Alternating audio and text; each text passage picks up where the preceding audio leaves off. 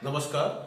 पिछले वक्त में हमने देखा कि प्रतिज्ञा पत्र, विनिमय पत्र तथा चेक के पक्षकार के बारे में हमने जानकारी ली। उसके बाद में चेक तथा रेखांकन एवं रेखांकन के प्रकार किस प्रकार से रहेंगे उसके ऊपर में अपन ने देखा। उसके बाद में हमने देखा कि प्रतिज्ञा पत्र, विनिमय पत्र तथा चेक में क्या फर्क है या तफावत क्या क्या है और उसमें साम्यता भी क्या है, इसके बारे में अपन ने चर्चा की। आज हम देखेंगे कि बौद्धिक संपत्ति अधिकार या प्रतिलिपि अधिकार अधिनियम क्या है। तो उसमें सबसे पहले सबसे महत्वपूर्ण बात यह है कि एक साधारण अथवा अनपढ़ व्यक्ति जो रहेगा उसकी संपत्ति के आशय में जो भी चल या अचल या मूर्त या जो भी कोई संपत्ति रहेगा उसका स्वामित्व का जो भी अधिकार रहेगा, जिसको हम ओनरशिप ऑफ द राइट जिसको हम बोलेंगे, वो रहेगा। तो सबसे महत्वपूर्ण ये बात है कि अमूर्त संपत्ति के आशय से ऐसी संपत्ति से है कि जिसे हम देख नहीं सकते, लेकिन जिसे हम छू नहीं सकते, केवल अनुभव कर सकते हैं। हम सिर्फ उसमें क्या कर सकते हैं, फील कर सकते हैं। जैसे कि प्रतिलिपि या प्रदानाधिकार का जो भी कोई कॉपीराइट्स अधिकार जो रहेगा, जिसको हम पेटेंट्स बोलेंगे, अथवा व्यापार चिन्ह भी रहेगा। फिर इसमें हम ये देखेंगे कि बौद्धिक संपत्ति क्या है, बराबर है ना। जैसे कि अधिकार तो हमने दे दिया, तो फिर वो बौद्धिक संपत्ति क्या रहेगी। तो बौद्धिक संपत्ति एक अमूर्त संपत्ति है जिसे हम देख नहीं सकते या छू नहीं सकते, लेकिन इसका आशय कैसा रहेगा, मानव के मस्तिष्क से जो भी कोई उत्पत्ति होगी उसका अधिकार से है। जैसे कि हम बोलेंगे कि एक लेखक अपने लिखित द्वारा जो पुस्तक पर प्रतिलिपि या अथवा प्रकाशन का या एक पेटेंट का व्यापार करता है। फिर बौद्धिक अधिकार जो है वो कैसा है, मूर्त में व्यक्त अथवा अनुवाद किया जाता है, जिस पर केवल स्वामी को अकेले ही स्वामित्व का अधिकार है। देखो मैं क्या बोल रहा हूं, बौद्धिक अधिकार को मूर्त रूप में जो व्यक्त अथवा अनुवाद किया जाता है, जिस पर केवल अपने स्वामी को अकेले ही स्वामित्व का अधिकार दिया जाता है। फिर हम ये देखेंगे कि बौद्धिक संपत्ति क्या है, इसमें तो हमने देखा। फिर हम देखेंगे कि बौद्धिक संपत्ति का अधिकार क्या है ना। जैसे कि हमने देखा कि जिसके ऊपर में भी जैसे कि एसिड्स के बारे में जैसे कि हम ये करेंगे, तो फिर उसका अधिकार क्या रहेगा, है ना, जिसको हम अथॉरिटी जो बोलेंगे, है ना। या फिर हम उसको ये भी बोल सकते हैं कि what is the intellectual property right, जिसको हम आईपीआर जो हम बोलते हैं। तो फिर वो क्या रहेगा। तो बौद्धिक संपत्ति का अधिकार एक ऐसा अधिकार है जो केवल बौद्धिक संपत्ति उत्पन्न करने वाले व्यक्ति को कुछ निश्चित समय के लिए उसकी जो भी कोई बौद्धिक संपत्ति उपयोग करने के लिए दिया जाता है। जैसे कि हमने एक बुक्स को लिखा, हमने हमारे मस्तिष्क से एक टाइटल देके जो हमने बुक्स को लिखा, बुक्स की अथॉरिटी हमारी रहेगी, हम उसको बेचेंगे, पब्लिश करेंगे, तो उसका जो भी कोई धन रहेगा वो हमारा रहेगा। इसका मतलब क्या हो गया कि उस बौद्धिक संपत्ति का उपयोग अन्य व्यक्ति नहीं कर सकते, है ना, बराबर है ना। उसका वो अलग से उसको कुछ ये नहीं कर सकते कि अलग व्यक्ति कर सकते क्या, नहीं। यानी साधारण शब्दों में बौद्धिक संपत्ति उत्पन्न करने वाले व्यक्ति का है, उस बौद्धिक संपत्ति को उपयोग करने को अन्य अथवा एकाधिकार क्या करें ना, दिया जाता है। फिर उसमें प्रकार कौन से वो देखेंगे। तो सबसे पहला प्रकार है कि बौद्धिक संपत्ति अधिकार का जो आविष्कारिक या रचनात्मक कार्य होते हैं, जिसको हम क्रिएटिविटी बोलते हैं ना, क्रिएटिविटी जिसको हम बोलेंगे, बराबर है। यानी बौद्धिक संपत्ति अधिकार जो आविष्कारी या रचनात्मक कार्य होते हैं, इनमें सम्मिलित है प्रतिलिपि अधिकार तथा पेटेंट कहेंगे, ठीक है। दूसरा, बौद्धिक संपत्ति अधिकार जो ग्राहकों को आवश्यक सूचना प्रदान करते हैं, इसमें सम्मिलित है व्यापार चिन्ह, औद्योगिक डिजाइन आदि, ठीक है। यानी प्रतिलिपि अधिकार में सम्मिलित है साहित्यिक है, कलात्मक है, जिसको हम क्या बोलेंगे, कहानी, उपन्यास, नाटक, फिल्म, संगीत से संबंधित या चित्रकला भी हो सकती है। फिर इसके अधिकार क्या है, बराबर है। फिर प्रतिलिपि अधिकार क्या है। तो प्रतिलिपि अधिकार से आशय यह है कि मौखिक कार्य के लेखक को या उत्पत्ति करने वाले प्रदत्त अनन्य अधिकार दे है, बराबर है। इसमें सम्मिलित है कि जो भी कोई कार्य, प्रतिलिपि अथवा विवरण और कार्य का जो उपयोग रहेगा प्रतिलिपि अधिकार एक निश्चित समय के लिए दिया जाता है। यह अधिकार सार्वजनिक ज्ञान में आने पर क्या हो जाएगा, समाप्त हो जाएगा। यानी सभी के पास में अगर वो चला जाता है तो उसके कुछ समय के बाद में, कुछ देर के बाद में वो क्या हो जाएगा, वो समाप्त हो जाएगा। बाद में हम ये देखेंगे कि प्रतिलिपि अधिकार 1957, ठीक है। तो प्रतिलिपि अधिकार का अर्थ क्या होगा कि प्रतिलिपि अधिकार का आशय है कि इस अधिनियम के निम्नलिखित जो भी कुछ प्रावधान जो दिए हुए हैं अनुसार किसी कार्य को या उसके अधिकांश भाग को अधिकृत करने से है। तो सबसे पहले हम देखते हैं कि साहित्यिक, कलात्मक, संगीतमय जो कार्य जो है, जो कंप्यूटर से संबंधित कार्य नहीं है ना, बराबर है ना। सबसे महत्वपूर्ण बात क्या है कि जो साहित्यिक है, कलात्मक है, संगीतमय कार्य जो है संबंध में है, लेकिन कंप्यूटर से कोई भी संबंधित नहीं है। तो किसी कार्य को रूप में, जिसको हम मटेरियल फॉर्म जो उसको हम बोलते हैं, किसी माध्यम में इलेक्ट्रॉनिक्स माध्यम सहित नकल, जिसको हम रिप्रोड्यूस करना जिसको हम बोलेंगे। दूसरा, कार्य के प्रति प्रतिलिपि जारी करना। तीसरा, कार्य का सार्वजनिक प्रदर्शन करना। चौथा, सिनेमा फिल्म बनाना या फिर आवाज को रिकॉर्ड करना। पांचवा, कार्यों का अनुवादन करना। छठवां, कार्यों को अपनाना। सातवां, जो कार्यों का अनुवाद का जो रहेगा, जिसको हम अपनाने में संबंध में जो भी कोई वाक्य से रहेगा उसको कार्य करना। फिर जैसे कि ये कंप्यूटर से कोई भी संबंधित नहीं है, बराबर है। जैसे कि साहित्यिक, कलात्मक और संगीतमय कार्य में इससे कंप्यूटर से कोई भी संबंधित नहीं है। तो फिर कंप्यूटर कार्यक्रम में संबंध से क्या होगा? तो सबसे पहले हम ये देखेंगे कि कार्य की प्रतिलिपि जारी करना वो तो रहेगा ही रहेगा। उसके बाद में कार्य का सार्वजनिक प्रदर्शन करना वो तो रहेगा। सिनेमा फिल्म बनाना फिर आवाज को देना ये भी रहेगा। उसके बाद में कार्य का अनुवादन करना ये भी रहेगा। उसके बाद क्या रहेगा? तो कंप्यूटर कार्यक्रम का जो भी किसी प्रति को बेचना है, व्यापारिक किराए पर देना है, अथवा बेचने का, व्यापारिक किराए का देने का हम प्रस्ताव भी रख सकते हैं। यानी कि बेचते से जो भी कोई ऐसे व्यापारिक या जो भी कोई किराए से देना है तो कंप्यूटर कार्यक्रमों में लागू होना, जहां स्वयं कार्यक्रम को ही किराए का देने का जो मुख्य उद्देश्य वो रहेगा। फिर कलात्मक कार्य के संबंध में क्या रहेगा? तो सबसे पहले किसी भी मुख्य रूप से कार्य का नकल करना, आकृति वाले कार्यों को 3 आकृति वाले कार्यों में देना, जनता का कार्यों को प्रतिलिपि में परिवर्तित करना, जनता को कार्य दिखाना, कार्यों को किसी सिनेमा फिल्म को सम्मिलित करना, किसी कार्यों को अपनाना, जिसको हम अपनाना भी बोलते हैं, है ना। ऐसा बोला जाता है कि समाज, कादंबरी और सिनेमा, ये तीनों के तीनों भी चीज जो है वो कार्यात्मक है। लेकिन कार्यात्मक होने के बावजूद भी तीनों में भी जमीन आसमान से फर्क है। देखो मैं क्या बोल रहा हूं, समाज, कादंबरी जिसको हम नॉवेल बोलते हैं, और सिनेमा जिसको हम पिक्चर बोलेंगे, बराबर है। ये तीनों के तीनों कैसे हैं? तीनों के तीनों कैसे हैं? तीनों के तीनों में जमीन आसमान का फर्क है। उसके बाद में जैसे हम देखेंगे कि कार्यों को अपनाने के लिए जो भी कुछ संबंध रहेगा वह उपवाक्य से रहेगा या फिर विनित किसी कार्य को ही रहेगा। फिर आवाज रिकॉर्ड करने के संबंध में कैसा रहेगा? तो इसे सम्मिलित करते हुए अन्य आवाज रिकॉर्ड करना। फिर बाद में आवाज की रिकॉर्डिंग बेचना या उसको किराए पे देना।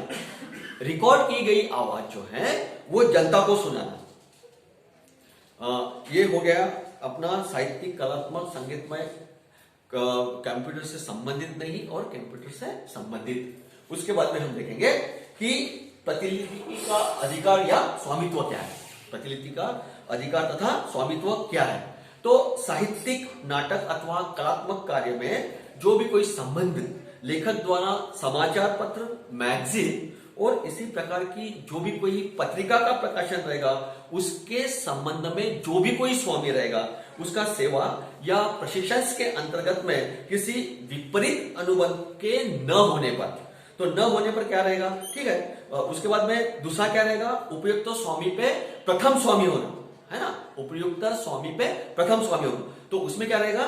तो लिए गए किसी फोटोग्राफ बनाने के लिए या फिर चित्र या फिर पेंटिंग या किसी व्यक्ति के द्वारा दिए गए प्रतिफल को बदले में बनाई गई फिल्म के संबंध में किसी विपरीत अनुबंध के न होने पर उपयुक्त व्यक्ति प्रथम स्वामी होगा। हाँ, अगर उसका उपयोग नहीं होता है तो जो भी कोई रहेगा, व्यक्ति जो भी रहेगा, वो प्रथम स्वामी होगा। तीसरा, किसी संबोधन, अभी यहां पे संबोधन का मीनिंग क्या रहेगा? एड्रेस। ध्यान रखना थोड़ा सा कि किसी संबोधन का मीनिंग क्या रहेगा? एड्रेस, या दिए गए भाषण, जिसको हम स्पीचेस बोलेंगे, के संबंध में भाषण देने वाला व्यक्ति प्रथम स्वामी होगा। परंतु यदि भाषण किसी व्यक्ति की ओर से दिया गया था, ऐसा व्यक्ति प्रथम स्वामी होगा। फिर हम ये देखेंगे कि सरकारी कार्य के संबंध में किसी विपरीत अनुबंध के न होने पर सरकार प्रथम स्वामी रहेगा, या फिर सरकारी उद्यम के कार्य के संबंध में किसी विपरीत अनुबंध के न होने पर सरकारी उद्यम प्रथम स्वामी रहेगा। फिर हम ये देखेंगे कि प्रतिलिपि अधिकार का अभिहस्तांतरण कैसा होगा। ये धारा 8 के अनुसार, धारा 18 के अनुसार, जिसको हम असाइनमेंट जिसको हम बोलेंगे, बराबर है। तो क्या रहेगा? एक वर्तमान कार्य जो भी रहेगी प्रतिलिपि अधिकार के स्वामी के संबंध में, या भविष्य में होने वाले कार्य में भावी स्वामी के संबंध में, उसका स्वामी सारे अथवा आंशिक कार्य के सामान्य रूप से या कुछ शर्तों के साथ में अवधि के लिए अथवा उसके किसी भाग को अभिहस्तांतरण कर सकता है। दूसरा, अभिहस्तांतरण की विधि में क्या रहेगा? The mode of the assignment हम क्या बोलेंगे उसको, कि अभिहस्तांतरण लिखित में जो भी कोई स्वामी रहेगा उसके अधिकृत एजेंट के द्वारा हस्ताक्षर करके दिया जाएगा। फिर इसमें जो भी कोई तत्व जो है, जिसको आप अभिहस्तांतरण के जो कुछ आवश्यक तत्व जो है, वो क्या रहेगा कि अभिहस्तांतरण कैसा होना चाहिए? स्पष्ट रूप में अभिहस्तांतरण का कार्य को परिभाषित करें, और अभिहस्तांतरित के जो भी कोई अधिकार रहे, अवधि है, और जो भी कोई क्षेत्रीय सीमा है, वो कैसी रहेगी? निर्धारित रहेगी, यानी कि पक्का रहेगी। क्या क्या रहेगा उसमें? तो सबसे महत्वपूर्ण बात यह है कि अभिहस्तांतरण कैसा रहेगा? स्पष्ट रहेगा। अभिहस्तांतरित कार्य को परिभाषित किया रहेगा। अभिहस्तांतरित के अधिकार रहेंगे, उसमें अवधि या क्षेत्रीय सीमा को निर्धारित करेंगे। उसके बाद में दूसरा क्या रहेगा? दूसरा तत्व क्या रहेगा कि जो दी जाने वाली जो भी कोई रॉयल्टी है वो आपस में सहमत और शर्तों के साथ में रहेगी। हाँ, जो भी कोई रॉयल्टी रहेगी वो कैसी? आपस के सहमत में और वो शर्तों के साथ में रहेगी। और तीसरा सबसे महत्वपूर्ण, अभिहस्तांतरण अधिकार समाप्त समझे जाए या अभिहस्तांतरित अपने अधिकार का उपयोग 1 वर्ष के भीतर नहीं करता। सबसे महत्वपूर्ण बात यह है कि 1 वर्ष तक वो उसको नहीं दे सकता। उसके बाद में प्रतिलिपि अधिकार का जो टैग जो है, वो हम जिसको हम बोलेंगे रिलिशमेंट्स ऑफ द राइट्स जिसको हम बोलेंगे, या कॉपीराइट्स जिसको हम बोलेंगे, तो वो क्या रहेगा? तो प्रतिलिपि अधिकार का स्वामी अपने सभी अथवा कुछ अधिकारों का त्याग प्रतिलिपि अधिकार के रजिस्ट्रार को फॉर्म 1 में सूचना देकर कर सकता है, या फिर सूचना के तिथि में जो भी कोई प्रतिलिपि रहेगी या अधिकार रहेगा या समाप्त हो जाएगा, या फिर सूचना प्राप्त होने पर रजिस्ट्रार इसे सरकारी गैजेट में या अन्य प्रकार के इसमें वो प्रकाशित कर सकता है। फिर हम ये देखेंगे कि ये जो प्रतिलिपि है, प्रतिलिपि के अधिकार की अवधि क्या रहेगी? तो अवधि ये रहेगी सबसे पहले 25 वर्ष से लेकर तो 60 वर्ष तक, परंतु सामान्यतः यह अवधि 60 वर्ष की ही होती है, परंतु अलग अलग दशाओं में उसकी अलग अलग अपन उसको इंफॉर्मेट कर सकते हैं। उसके बाद में हम देखेंगे कि कंप्यूटर के सॉफ्टवेयर का बौद्धिक संपत्ति के साथ में अधिकार क्या होता है ना। अभी जैसे कि हम बोलेंगे कि कंप्यूटर सॉफ्टवेयर के संबंध में जो भी कोई बौद्धिक संपत्ति अधिकार को जो भी कोई सुरक्षा प्रदान करना है, या फिर प्रतिलिपि या अधिकार में जिसका 1957 के संशोधन पर जो कुछ किया गया, उसके प्रतिलिपि अधिकार जिसको हम बोलेंगे, जिसका अधिनियम 1955 को पारित किया गया और 10 मई 1955 से उसको क्या किया? लागू किया गया। तो सबसे पहले उसमें क्या ये हुआ? तो कंप्यूटर सॉफ्टवेयर प्रतिलिपि अधिकार धारक के अधिकार को दिया गया। उसके बाद में सॉफ्टवेयर को अगर आप किराए पर देना चाहते हैं तो वो उसको अधिकार दिया गया। उसके बाद में सुरक्षा के दृष्टि से जो अतिरिक्त लिपि है, जिसको हम बैकअप कॉपीज जिसको हम बोलते हैं, वो बनाने वाले प्रयोगकर्ताओं के अधिकार, ये 3 चीजें उसमें सम्मिलित की गई। फिर प्रतिलिपि अधिकार का जो भी कुछ उल्लंघन होता है, तो उल्लंघन हम कैसे माना जाएगा? तो सबसे पहले बिक्री या किराए पर देने के लिए उल्लंघित प्रतिलिपि बनाना। दूसरा, व्यापार के उद्देश्य से अथवा प्रतिलिपि अधिकार धारक को या उनके हितों के विरुद्ध उल्लंघन प्रतिलिपि का वितरण करना, बराबर है। जैसे कि एक नाम से अगर हमने उस प्रतिलिपि को हम बेचे तो दूसरी जगह पे दूसरे नाम से हम उसको नहीं बेच सकते। तीसरा, उल्लेखित प्रतिलिपि का सार्वजनिक प्रदर्शन द्वारा व्यापार करना। और चौथा, भारत में उल्लंघित प्रतिलिपि को आयात करना। ये प्रतिलिपि का अधिकार के उल्लंघन है। फिर उसके रोकने के लिए हमने क्या क्या ये किया है, जिसको हम उपचार बोलेंगे। तो सबसे पहले दीवानी और आपराधिक दोनों ही प्रकार के उपचार प्रतिलिपि अधिकार का उल्लंघन रोकने के लिए हमने उसको ये किया। तो दीवानी उपचार क्या है, जो सिविल रेमिडीज जिसको हम बोलेंगे, तो स्थगन आदेश यानी इंजंक्शन ऑर्डर्स के मुताबिक। दूसरा, हानि डैमेजेस, हानि वसूल करने का दावा कर सकते हैं। अधिकार उल्लंघन करने वाले द्वारा प्राप्त लाभ के हिसाब की मांग कर सकते हैं। उसके बाद में हम देखेंगे कि आपराधिक उपचार क्या है, जिसको हम ये बोलेंगे कि जुर्माना जिसको हम बोलेंगे या फिर शिक्षा बोलेंगे, यानी कि 6 माह तक शिक्षा और कम से कम 50,000 रुपए का जुर्माना या फिर दोनों भी आपराधिक उपचार में दिया जाएगा। प्रतिलिपि अधिकार के प्रयोग में जो भी हमको लाइसेंस मिलता है, तो ये लाइसेंस की समाप्ति किस प्रकार से रहेगी। तो जो भी प्रतिलिपि है या जो भी अधिकार है या जो भी स्वामी है, उसका अधिकृत जो भी एजेंट रहेगा, जो प्रकाशित कार्य का या अनुवादित प्रकाशित करता है या फिर इसे जनता को ऐसे मूल्य पे उपलब्ध करा देता है या मिलते जुलते विषय को अनुवाद या उचित मूल्य माना जाता है, तो उसी समय में लाइसेंस क्या हो जाएगा, रद्द हो जाएगा। फिर इसकी विधि क्या रहेगी, तो विधि रहेगी कि फॉर्म्स नंबर 4, उसके बाद में अलग अलग आवेदन देना, आवेदन के साथ साथ में निर्धारित फी दी जाएगी। उसके बाद में पंजीकृत किए जाने वाले कार्य रहेंगे, उसका एक जो जिसको हम बोलेंगे कि मौलिक कार्य रहेगा। सार्वजनिक कार्य में किसी का अनुवाद भी रहेगा, मूल्य कार्य का शीर्षक रहेगा, मूल्य कार्य की भाषा रहेगी, मूल्य कार्य का लेखक का नाम, पता तथा उसका राष्ट्रीयता रहेगा। मूल कार्य का जो भी कोई प्रकाशन रहेगा, यदि कोई उसका नाम, पता या राष्ट्रीयता को उसको उल्लेख नहीं करता है तो उसको उल्लेख करना पड़ेगा। अनुवाद अथवा अपनाने गए अधिकृत का वर्णन या अधिकृत वर्णन वाले पक्ष का पता या फिर राष्ट्रीयता भी उसमें सम्मिलित होगी।